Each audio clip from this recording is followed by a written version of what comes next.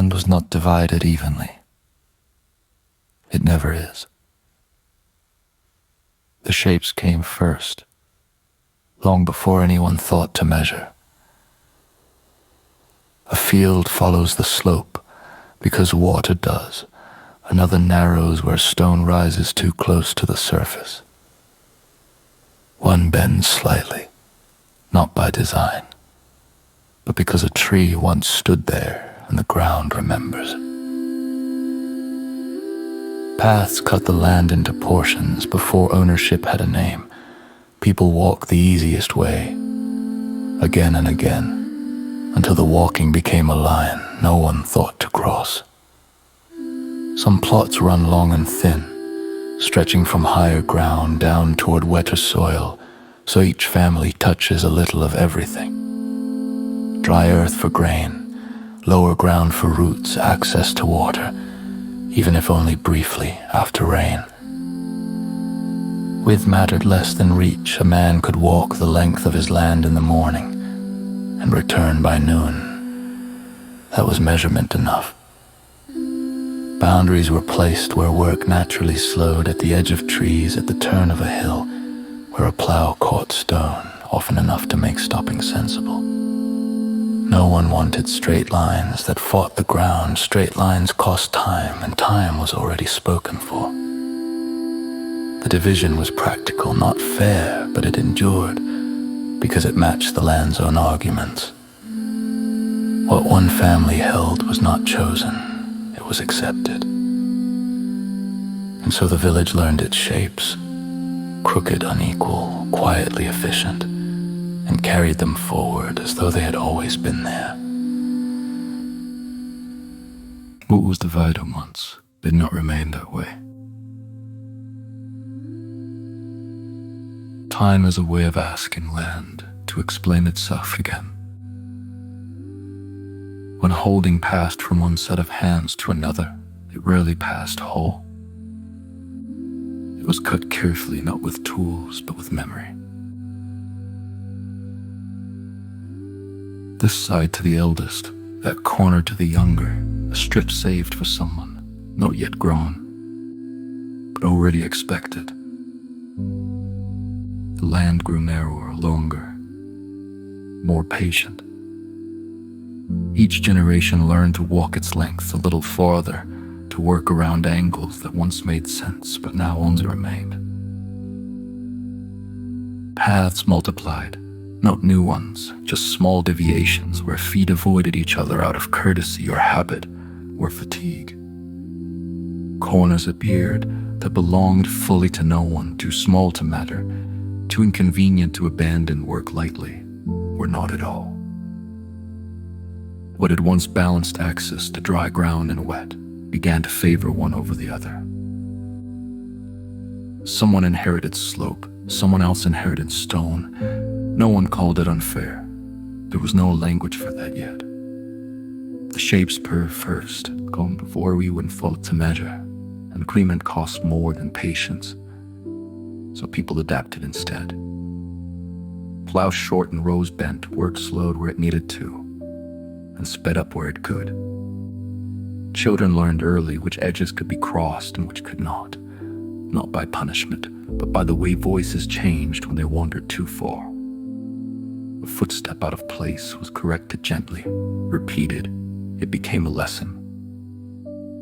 Over time, the land looked less intentional from above, but from the ground, from inside the word, it still made sense. Every bend held a reason, even if no one remembered it. The village did not preserve the shapes out of respect for the past that preserved them, because reshaping them would mean stopping, and stopping was never an option.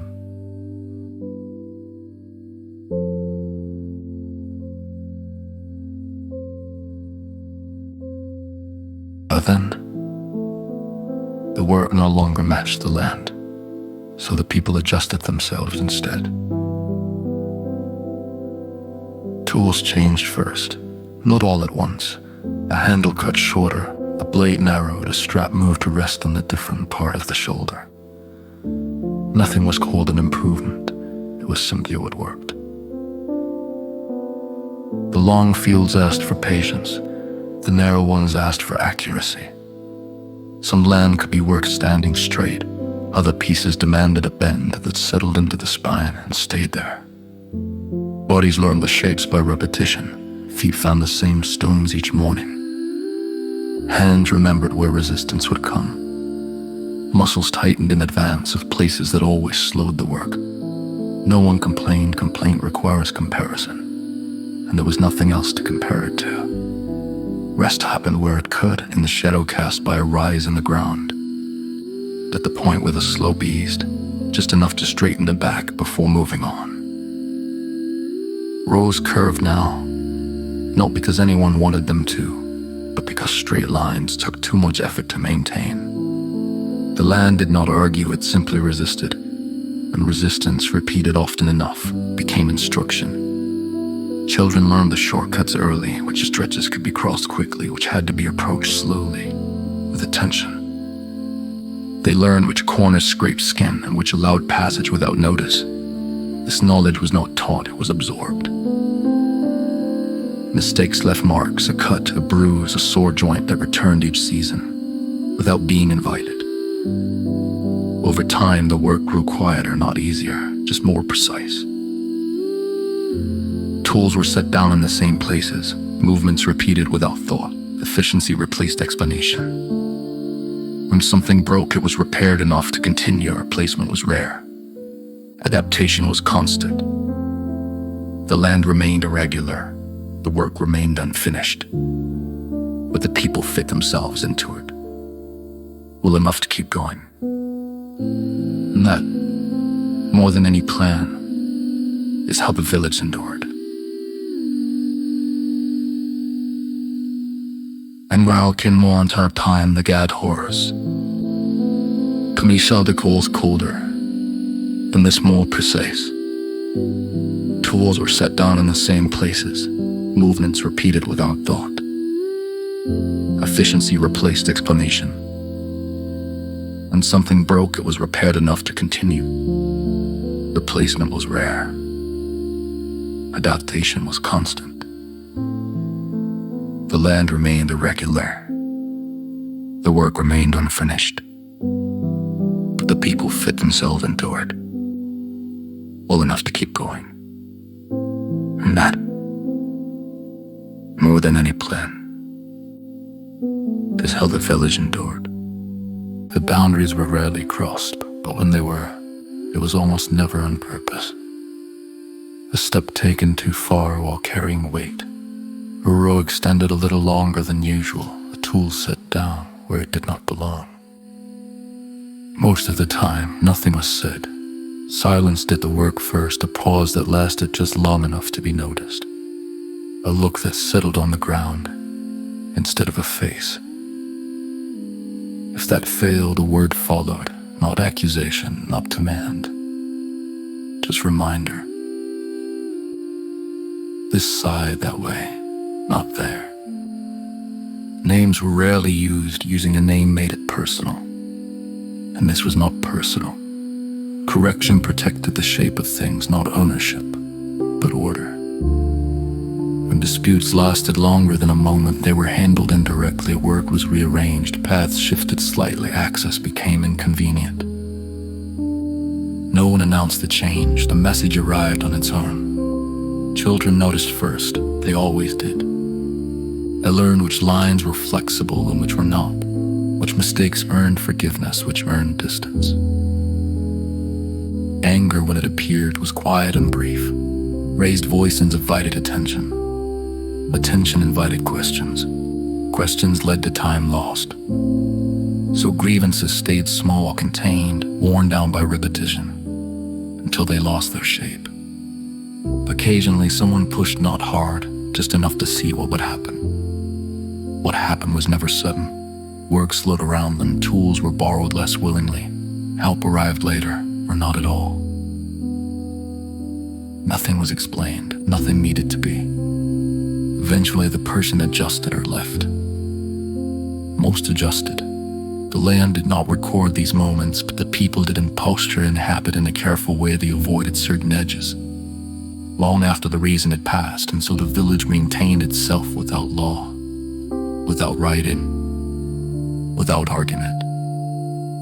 Draw correction quietly applied, repeated as needed, until the shapes held.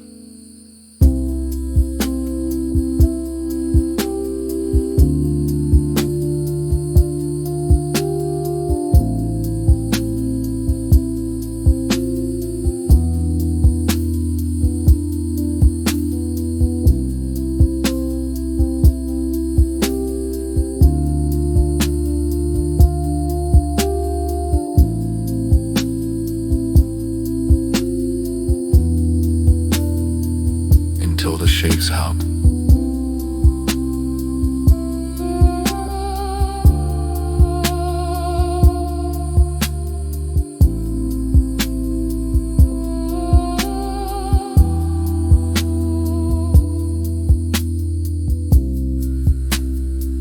And so the village maintained itself, without law, without writing, without argument. Through correction, quietly applied, repeated as needed.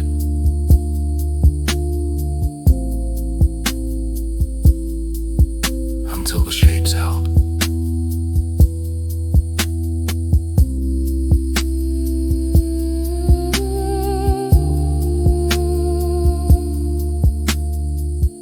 No one felt to write any of this down. There was no reason to the land already remembered what needed remembering. People knew the limits, not by counting, but by feel, the way the ground changed underfoot, the way work slowed or eased without explanation. A place where soil thinned meant caution. A place where grass returned each year meant someone else had rested there first. Not recently, just often enough to matter. Memory lived in movement, in the roots taken without thought in poses that appeared in the same places, generation after generation.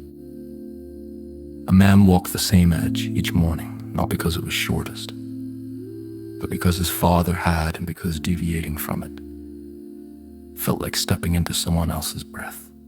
A woman set her tools down the same patch of shade every day, not to rest longer, but because the sun reached there at the right moment and nowhere else did. These habits were not discussed. Discussion weakened certainty.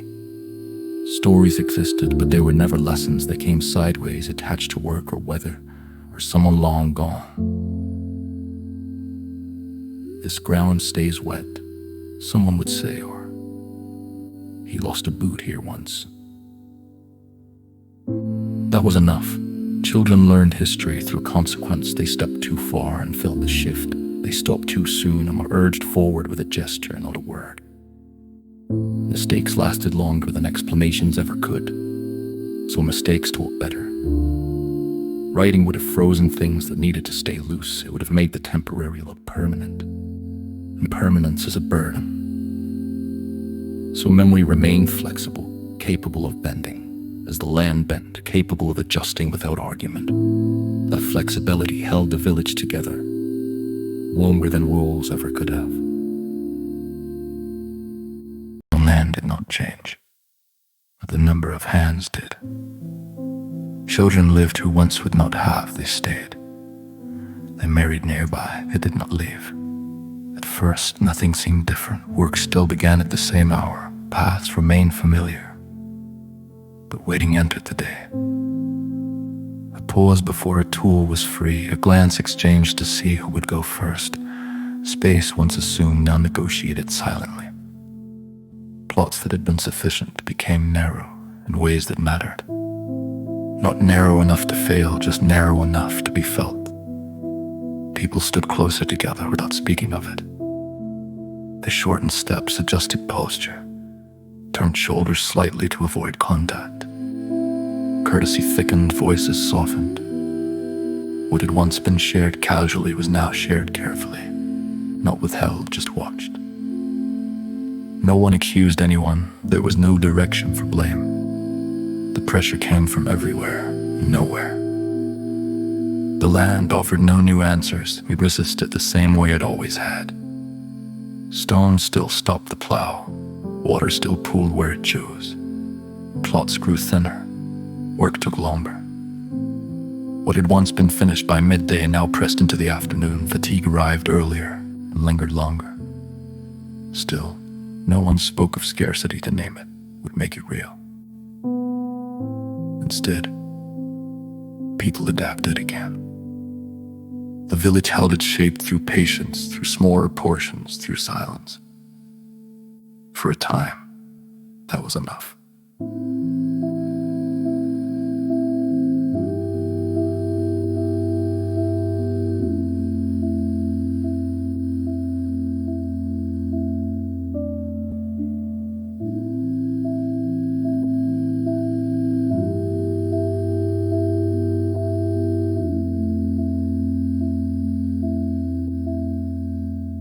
Instead, people adapted again.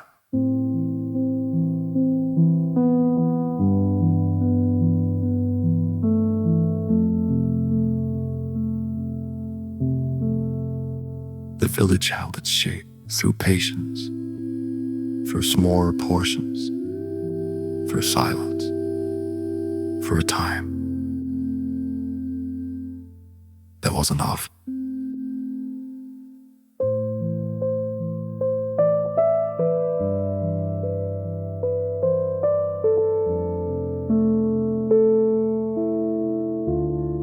No one spoke of scarcity. To name it would make it real.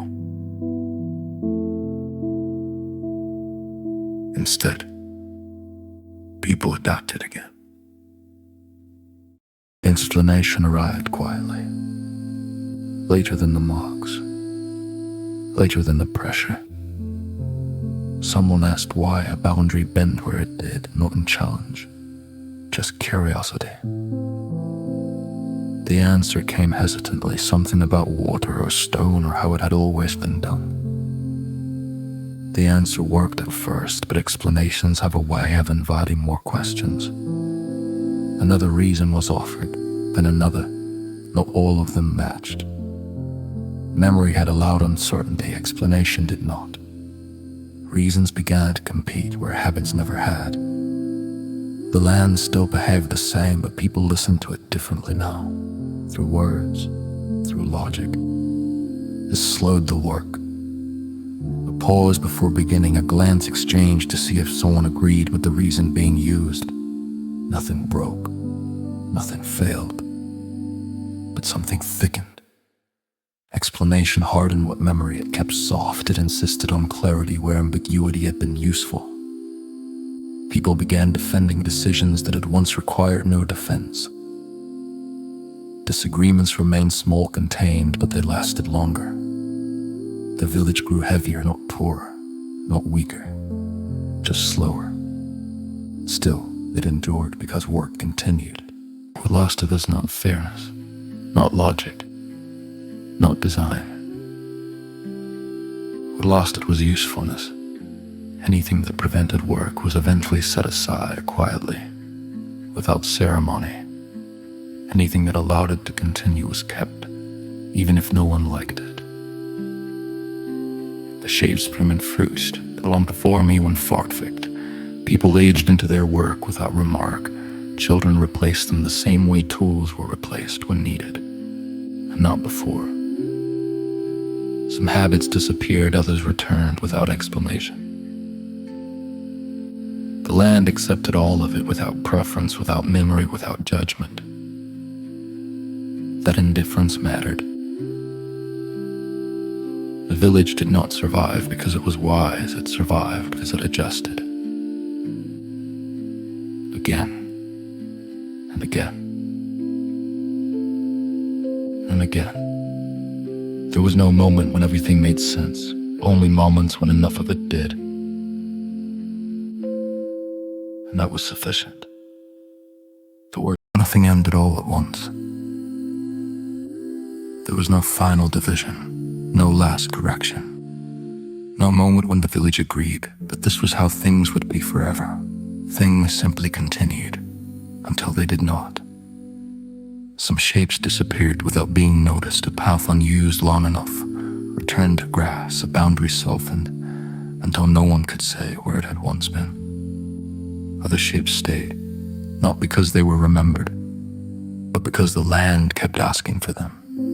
A bend where water still slowed, a rise where work still paused, a narrow strip where walking carefully remained the only option. Names were lost, reasons thinned, explanations stopped being passed on.